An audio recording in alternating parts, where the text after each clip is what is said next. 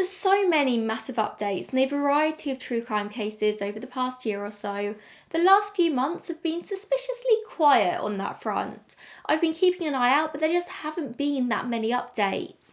But finally, I'm coming at you with another Case Updates episode. If you're new around here, hi, I'm Georgia. I talk about unsolved true crime and history over here, and I like to keep a very close eye on the cases I talk about so I can let you guys know when there are developments or, in an ideal world, identifications or cases being solved and closed. Because that's the goal here, right? To get answers and provide closure for the loved ones of those involved. And justice, of course, getting the people responsible behind bars.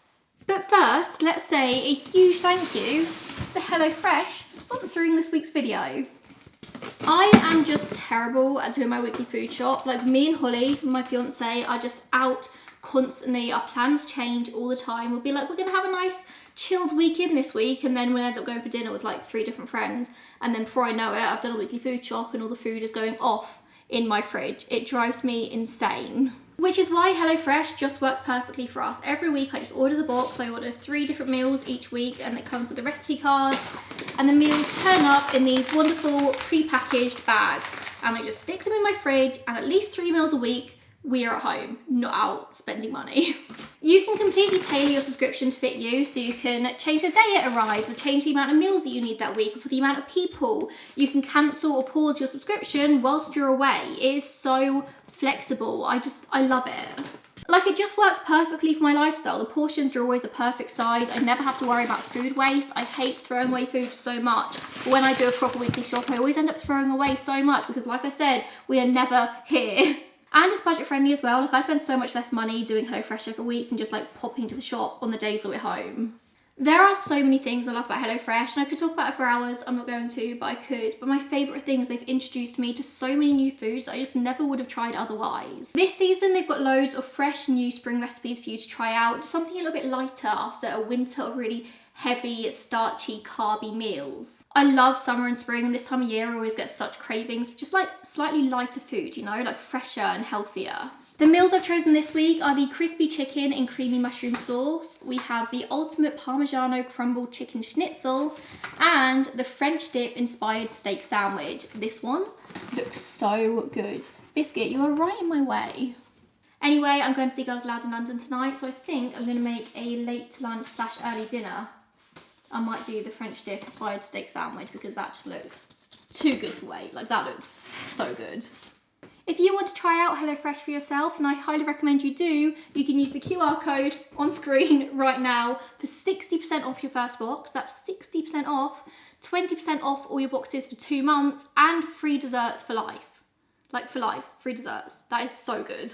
Or alternatively, you can use my code GMF4L, that's GMF4L, or just use the link in the description box down below and you'll get the same. A huge thank you to HelloFresh for sponsoring this video. I've been a massive fan of the company for years, and it always means so much when they're willing to sponsor my videos and help me keep creating content for you guys. So go and support them as well and say thank you. As always today, I have a couple of very exciting identifications for you. Doe identifications are so common nowadays, thanks to wonderful non-profits like the DNA Doe Project, who dedicate their time to reuniting people with their identities. We also have a couple of updates in some massive cases that I've covered in the past, just steps towards cases being solved. And we have one case that has actually finally been solved, just case closed, done. So without further ado, let's begin with an update in the case of Brianna Maitland. As always, the original videos in which I talked about these cases will be linked in the description box down below. Brianna was just 17 years old when she disappeared on the 19th of March 2004. It was late at night when she left her job at the Black Lantern Inn in Montgomery in Vermont, and she never arrived back home. The next afternoon, her car was found about a mile away from the inn, just abandoned at a very strange angle, backed into an old abandoned house. The scene was incredibly strange, and Brianna was nowhere to be seen. It's been 20 years since her disappearance and there are still no answers. However, there have been some very promising developments in the last couple of years. Investigators have said that they believe that Brianna was a victim of foul play and didn't leave her car willingly that night. In 2022, Vermont State Police announced they'd identified a DNA sample found on an item near the car, with the DNA being entered into an FBI database and compared against 11 persons of interest, but there was no match found. Then this DNA was sent to the Othram labs in Texas, and authorities then found the individual to whom the DNA belonged. However, it was stressed at the time that this did not mean they'd identified a suspect, but they were just continuing to investigate every single lead that they could. It has since been announced this person has been ruled out as being involved. It's just completely been ruled out as a lead. We don't know what the DNA was, we don't know what it was found on, but they don't think it was anything. But no one is giving up on this case, not the investigators or Brianna's family. On the 20th anniversary of her disappearance in March this year, 2024, it was announced the FBI are now offering a $40,000 reward for any information leading to her recovery. And it has been stressed that this isn't a reward for the arrest of the person responsible, it is literally just to find her body. To her family, that's the most important thing. And I do think this is quite smart because people are much more likely to come forward just to share information about where she's buried rather than snitch on the person responsible. This reward money is on the table indefinitely. It will be available until the case is resolved, until Brianna has been found. Authorities have said that they do not consider Brianna's case to be a cold case. It is simply just unsolved, and they will continue to follow every single lead they can. As technology advances, they will continue to test using the FBI lab and their state labs, even private labs. However, they have admitted that this is an aging case and there are limitations on what can be tested. So this is where they're relying on the public's help. They just want to find Brianna for her family, and they say that no tip is too small. They will follow up on every single one of them. As always, I'll include contact details for each investigating authority down below just in case anyone watching this happens to know anything. Nothing, no tip is too small, not only in this case, but in every other one I talk about as well. If you know literally anything, contact the authorities. The next update is one which is slightly frustrating for me on a very personal level. On the 22nd of May this year, I published a video about the Connecticut River Valley Killer, a case that took me so long to research as it was such a tangled web of stories. This case includes the murders of at least 7 victims throughout the 70s and 80s in the Connecticut River Valley, and one pregnant woman who miraculously managed to survive after being stabbed 27 times. Just one day before I uploaded this video, the news broke that the New Hampshire authorities have renewed their searches in the case, with investigators executing search warrants on a home in the Kellyville neighbourhood of Newport. This was at a home on Eyre Street, and although officials at the scene declined to say what exactly the search was related to, the surviving victim of the Connecticut River Valley Killer did confirm that she was told by officials that it was in relation to her case, and investigators did soon also confirm the same. 7 police vehicles, both marked and unmarked, apparently descended down upon the home and lined the street in front of the residence, with police tape blocking it all off. They put up a canopy in front of the garage and potential evidence was removed from the house. Investigators at the scene did refuse to disclose the name of the property owner, and I am aware that it's very easy to find online, but until information around this has been released officially, I'm very hesitant to talk about it on my platform. Jumping to conclusions in cases like this can be really, really dangerous, and I don't really want to harm any ongoing investigation. A press release actually warned against speculating or drawing any conclusions from this search, and they did ask that the public respect the privacy of the residents in this area. So I'm really not going to share too much. I'm just sharing that this search did happen. Hopefully it is a step forward in the investigation, but only time will tell. Apparently local residents have had their suspicions about this man for a very long time. Rumours have been flying. I assume tips went into the police, but that's all I feel comfortable sharing. Like, local gossip does not equal a police investigation. Since the initial search over a month ago now, there hasn't been much more information, or any more information actually, to come out of this. They really are playing their cards very close to their chest. I keep sort of like checking in on this once a week. I have my Google alerts on, but it's just gone completely silent. So either they're going to test all of this potential evidence they took and find nothing, in which case I doubt they'll make any sort of public announcement, or an arrest is on the horizon. All I will say is that for them to get a court authorised search warrant after so many years, they must have something, But on the other hand, search warrants happen all the time and nothing comes of them, so we just wait. The next case I want to update you on perfectly encapsulates what I was just saying about jumping to conclusions, people potentially being innocent, etc. And that's the historical case of the Starved Rock murders and the accused killer, Chester Weger. In 1960, 3 women were murdered in Starved Rock State Park in LaSalle County in Illinois. That's Mildred Lindquist, Frances Murphy, and Lillian Wetting. An investigation turned the spotlight onto a man called Chester Weger, and eventually he confessed and led police in a crime reconstruction. However, just days later, he recanted his confession, claiming he'd made it under duress. But it was too late. The case went to trial and Chester was found guilty, given a sentence of life imprisonment, although he was spared the death sentence. For decades in prison, Weger professed his innocence, but he was always denied parole until he was finally released in February 2020. He spent 59 years in prison, which is not long enough if he killed 3 people, but way too long if he is indeed innocent, and a lot of people believe that he is. Since his release, he has taken on a team led by lawyer Andrew Hale in an effort to try and prove his innocence, including resending evidence found at the crime scene for lab testing. In August 2022, the results came back finding that a man's hair was found on the glove of one of the victims, Frances Murphy, and this was a man's hair that categorically did not belong to Weger. So the next job was to try and find out who it belonged to. At the end of 2023, it was officially announced that the hair had to belong to one of 4 brothers from the Starved Rock area. Lawyer Hale wrote in a letter to the state attorney's office, the only explanation for this hair being found on the finger of Frances Murphy is that this person was involved in the murders. And the fact that the hair had a root and follicular material on it is consistent with the hair being yanked out by Mrs. Murphy during a violent struggle. But it seems like this struggle with the lawyer and the attorney's office is still ongoing. Over the past few months, a special prosecutor has come forward trying to end the exoneration bid because that's what Weger wants, to be exonerated, but Hale has responded by saying there's plenty of new evidence to prove his innocence.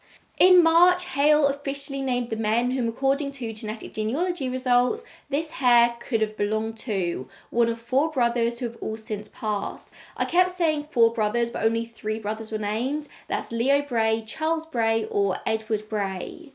Apparently, there's no reasonable explanation as to how one of their hairs got on the glove apart from them being involved in the murders, and Weger's team are really trying to fight this. However, it could all be coming to an end. In April, Weger had to appear in court thanks to the special prosecution team filing a motion to dismiss his exoneration battle. And it seems like the decision around this is due to take place this month in July. If the judge decides to dismiss it, then this battle is over. Like, Weger is never going to get exonerated and he just needs to accept that he got released. That's going to be enough. But if the judge denies the motion to dismiss this, the next step could be a trial-like thing where all of the evidence is produced and the conviction could be overturned. Hale says he has 3 new witnesses to call to the stand. They've got the hair evidence. Like, is this going to be enough to convince the judge that Weger could be innocent? I guess we're going to find out very, very soon. Next up, I want to share with you a case that has finally been solved after almost 20 years. On May 24th, 1996, couple Lollie Winans and Julie Williams decided to go camping in Shenandoah National Park in Virginia, and when they didn't arrive home, their loved ones sounded an alarm. It really wasn't like them to just not get in contact and just disappear. A week later, on June 1st, their bodies would be found by rangers after a very extensive search. And this was clearly a case of murder when they were finally found. Their hands were bound and their throats had been slashed. It was incredibly, incredibly violent. Despite investigation at the time, there were very few leads as to the person responsible, and the case slowly went cold.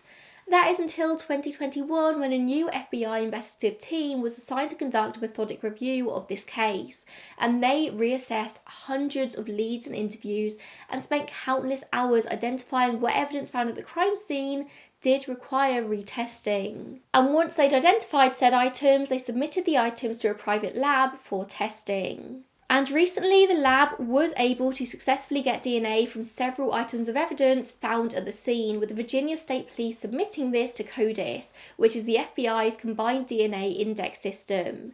Very, very quickly, they were able to strike a match with a man called Walter Leo Jackson Sr. He was already a convicted serial rapist, originally from Cleveland. Despite getting this DNA match from CODIS, they did want to double check that this was definitely the right man, so they compared further evidence from Julie and Lollie's murders to a buccal swab containing Jackson's DNA that I assume was already on file, and that fully confirmed they had the right man. His DNA was 100% at the scene of their murders. I was a bit confused about this double checking, and it did take me a moment, but I think what they were saying was they wanted to double check just in case the DNA in CODIS was mistaken. They wanted to check the evidence found at the scene against Jackson's actual DNA rather than just relying on a database, I think. They just wanted to make sure that all the loose ends were tied up. Walter Jackson Sr., known as Leo, had a lengthy criminal history, including kidnapping, rapes, and assaults. On June 5th, 1996, just days after Julie and Lollie's murders, Jackson kidnapped and raped a woman at knife point in Ohio. Just 1 month later, he did the same to another woman. He was a serial criminal, a serial rapist, not the kind of man you'd want to be around as a woman. He spent 5 years in prison in the 80s, from 84 to 89, 5 months from May to September 1994, from August 2000 to May 2007, and then May 2012 until his death in March 2018. Yeah, he's dead. Although he has been identified as being responsible for Julie and Lollie's murders, there's not going to be justice here in the form of a trial and a guilty verdict. But hopefully for their families, this news has been able to provide a small amount of closure and peace, and hopefully there will be an inquest where it can all be confirmed. With the connection to these murders, the FBI are also trying to link Jackson to other similar unsolved crimes. It seems they definitely believe that there are many, many more crimes that he's responsible for during the times he wasn't incarcerated. So if you know of any cases that might fit this very similar MO outside of the times that he was in jail, it could be worth just contacting the FBI, which is a crazy sentence to say. Jackson was a frequent hiker, and he had visited Shenandoah National Park multiple times. He was also a painter by trade, and at the time of Lollie and Julie's murders, he drove a 1984 chestnut brown AMC Eagle 30. He later drove a 1979 Ford Econoline 250 van, and he was known to use temporary tags, he'd alter license plates, and would frequently change vehicles. The FBI are asking that if you have any information about this man concerning Julie and Lollie's case or any other, or even if you just knew him in life, even in passing, to please contact them. Again, the details will be down below in the description box. And finally, let's end this episode with a couple of doe identifications. I know I say it all the time, but there's something about people being buried without their names, without their identities, that just really, really bothers me. It really upsets me. Like for most people, your name is the first thing you get as a child. Your identity is the essence of who you are. To be buried without either of those, for people you love to not know what happened to you, it hurts my soul. It's why I share so many doe cases. Today, I'm happy to share with you the identities of both the Dane County Chimney Doe and the Grundy County Jane Doe, or you might have known her as Seneca Jane Doe. But we'll start with Dane County Chimney Doe. In September 1989, human remains were found in the basement of a music store in Madison, Wisconsin. The remains were found in a pipe connecting the boiler to the chimney, to which there was no access from inside the basement, so he had to have got in from the chimney flue on top of the building. How did this person end up in such a position? How do you end up going down a chimney and getting stuck? This is a story which has baffled investigators for decades now. When the skeleton was originally discovered, it was wearing what was thought to be feminine clothing, which has led to a lot of discussion over the gender identity of this person.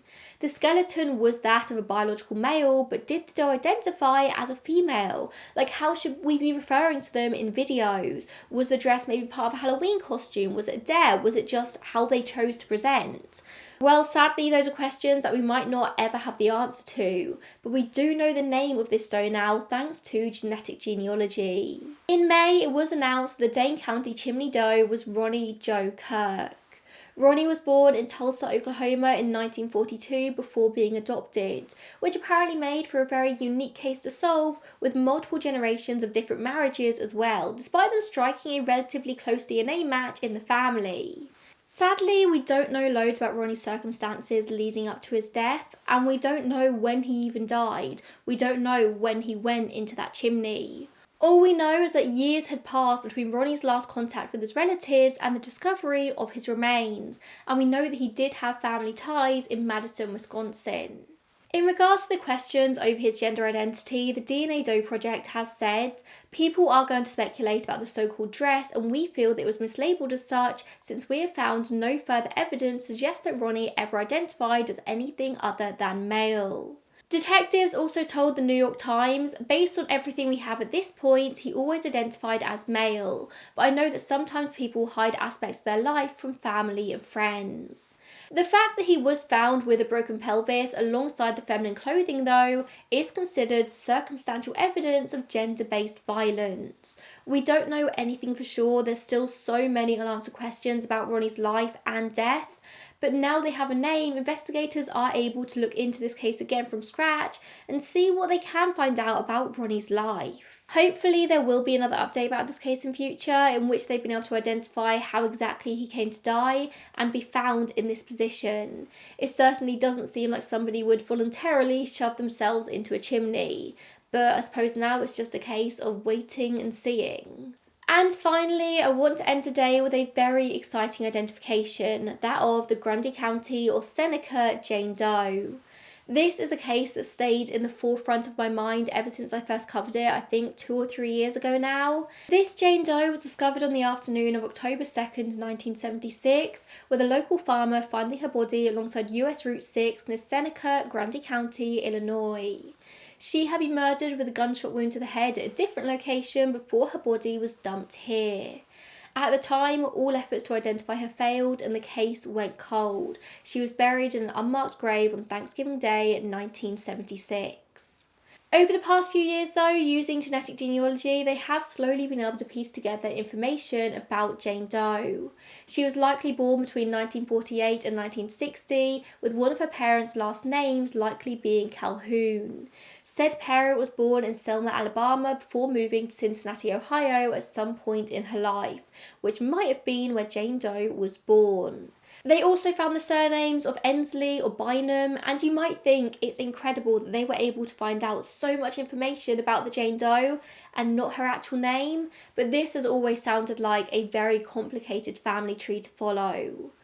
But literally, on the day that I'm writing this script, on the 27th of June, Jane Doe's identity has officially been announced as Joanne Smith, but she was known as Vicky to family and friends. I literally gasped seeing the photo of Vicky for the first time because she was just strikingly beautiful, like just absolutely stunning. Her identity was found, of course, by the wonderful DNA Doe Project, and as always speculated, it was a very complicated search because it turns out that Vicky had been adopted at a young age. She was identified in the end through adoption records. According to the release by the DNA Doe Project, at some point pretty much everyone at the non-profit has worked on this case, and she has always been at the top of the list of identifications that they wanted to see. It reads that the volunteers who worked on this case reads like a who's who of DNA Doe Project leadership, including more than 20 expert genetic genealogists and all of the original volunteer cohort. It was a big job to get Vicky identified, but they never gave up on her. Last summer, they managed to identify her biological grandparents and they thought her identity would soon follow. But upon contacting the biological family, it became very clear that adoption was an option here. They identified 3 sisters, knowing that one of them had to be Jane Doe's biological mother, and through that they found adoption records on file in probate court in Cincinnati, Ohio. That's right, Vicky was from Ohio, she was not local to Illinois. There's 306 miles between Cincinnati and Seneca where she was found, which today is about a 5-hour drive. So not the longest distance ever, but still a significant way to go to dump a body. The Smith family, including Vicky of course, lived on McGee Street in Lincoln Heights in Cincinnati, and her siblings have said that Vicky was always very, very close with them growing up. She worked as a Marriott hotel housekeeper, and her brother Ronnie clearly remembers the day that his sister vanished. He said, "I remember that morning when she went missing because that wasn't something that was normal in our household. No one stayed out at night. That just didn't happen, not in our mother's house." Apparently, their mother always held out hope about Vicky returning until the day she died, and the news of her identification has been bittersweet for her siblings. Obviously, the way that Vicky died is awful. It's horrible to know of her fate, of what she went through. I think you do always hold out hope that a loved one is still out there alive somewhere, even if you haven't heard from them in decades. But now her siblings have the answers. They have closure and they can finally bring her home. Vicky's family are now planning a funeral / celebration of life, which I think will already have taken place by the time you see this episode, and they are making plans to retrieve her body to bury her in South Carolina alongside her parents. Of course though, with Vicky's identification, only half this case has been solved, because now the job to find her killer has really begun. How did she end up in Seneca? Had she travelled to Illinois of her own accord, or was she killed locally in Cincinnati and the killer decided to travel before dumping her body? The fact that she was found so far away from home does make it seem more planned in some ways to me. She was shot in the head in one location and then moved, meaning it likely wasn't a passing crime, like a heat of the moment thing, like a mugging gone wrong or something. She was killed and then somebody went to the effort of getting her presumably in a car, and then travelling 5 hours to a different destination. That is, if she was killed in Cincinnati. The Smith family can now have a bit of closure knowing what happened to their sister, but of course they do also want to see justice. They say their faith has gotten them through to this point, and they will believe that if the person who committed this crime is still alive, they will be brought to justice, and that's all we've got to hope for here. Hopefully Vicky's name is going to lead investigators to some people in her life, and most murders, a huge amount of murders, I don't know the exact statistic, but a huge majority of murders are committed by people who are known to the victim. So maybe her name is going to lead to answers. I love sharing these case updates with you guys. I think in the bleak world of true crime, it is so nice to see little rays of sunshine peeking through. There is always hope with leaps forward in new technology and genetic genealogy. Even the coldest cases are now able to finally be solved. People who thought they could commit these heinous crimes and never be found are finally being captured. These terrible people are finally facing justice, and the unidentified are finally being identified. True crime can be really heavy, and I'm not going to lie to you, it's been weighing heavier on me recently than ever before. I've been quite struggling to keep up with these videos, but being able to share these updates with you, it gives me a bit of hope and it makes me realise what I'm doing this for. A huge thank you to HelloFresh for sponsoring us today. I love the brand so much. HelloFresh is a company I use week in, week out and have done for years. So it means so much they are willing to sponsor my channel, and hopefully you guys can go and give them some support. Click on the link and try it out for yourself, because it's just, I love the whole concept of it. It makes my life so much easier, and they are just a wonderful, wonderful company. If you like what I'm doing here on my channel, then please make sure you support me in any way you can. Leave a comment down below, give this video a thumbs up, subscribe if you're not already. I can see those of you who aren't subscribed. I know there's a lot of you who watch my videos like week in, week out and haven't clicked that subscribe button. I know you're there. Click it. It'll be great. If you really fancy supporting me, you can become a channel member for just £2.99 a month. You'll also find that button down below as well. Thank you so much for watching, and I will see you in the next one. Bye guys.